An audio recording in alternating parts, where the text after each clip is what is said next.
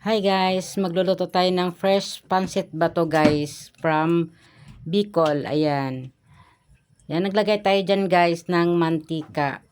Ay ang paggisa natin sa ating mga ingredients. Ayan. Tapos, mainit na yung ating mantika guys. Ay gigisahin na natin yung ating bawang.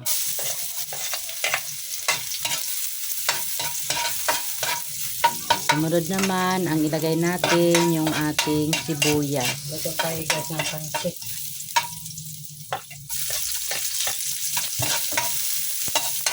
Halo-halo para maluto yung ating sibuyas at lumabas yung kanyang aroma. Pagkatapos naman ay isunod natin yung ating sasahog na karning baboy. Ayan. Iniwa ko lang siya ng maliliit.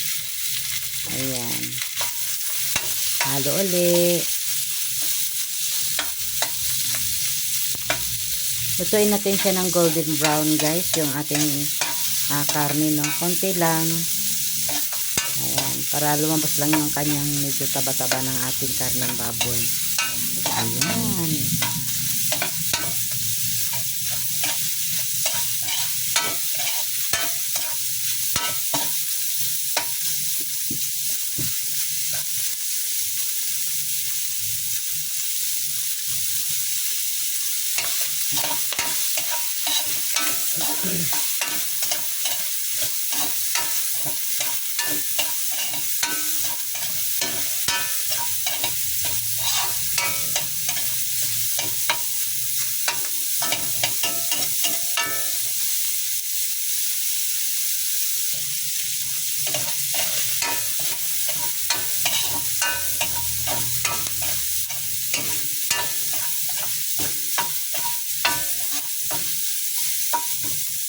Ito yung sabaw.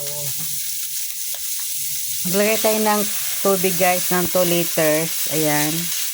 Isang pitsul na tubig. Ayan. Yung ilalagay nating Lagyan ng toyo. first pancit bato dyan ay kalahating kilo guys. Sasaglagay lang ako ng kaunting toyo. Ayan.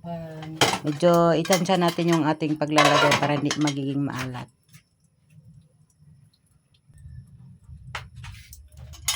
Lagyan ng konting asin. Konti lang.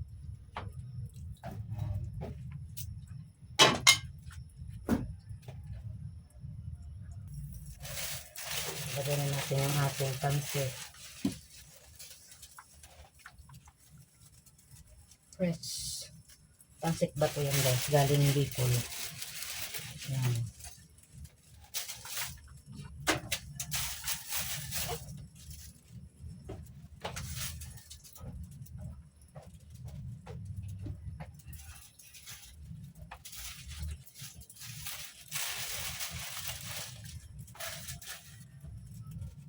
Yan, dami na yan.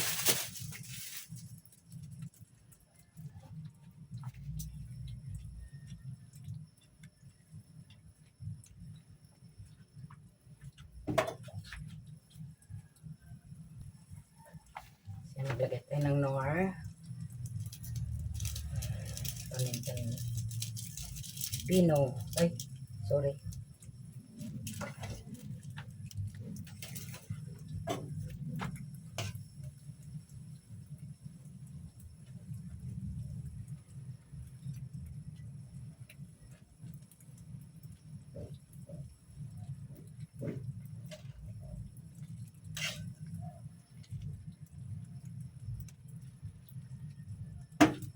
Pa natin.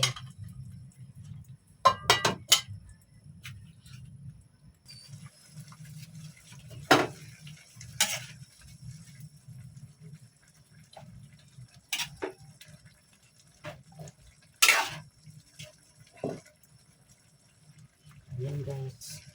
Ganda pala pag fresh, fresh pancit bato guys, oh. Hindi siya nadudurog at talagang maganda ang kanyang pagkakaluto niya.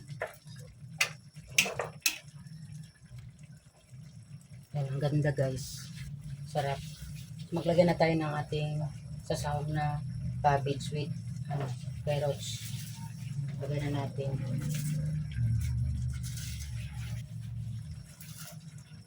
At hindi siya takaw tubig pala. Hindi siya takaw tubig. Yun. Yung ating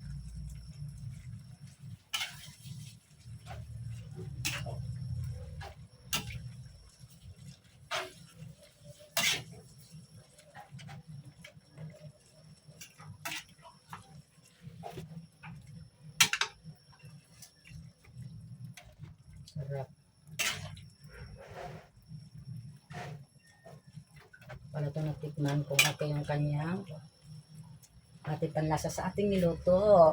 Ay.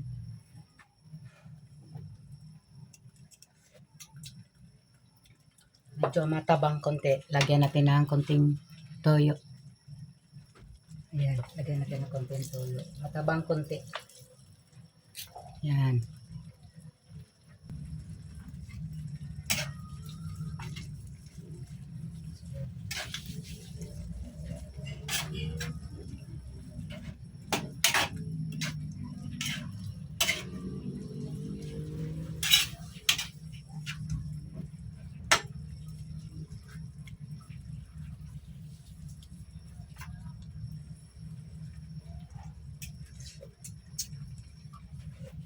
Good.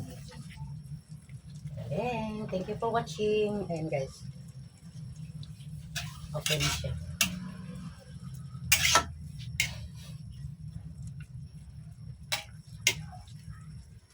Pa-like na lang sa baba guys.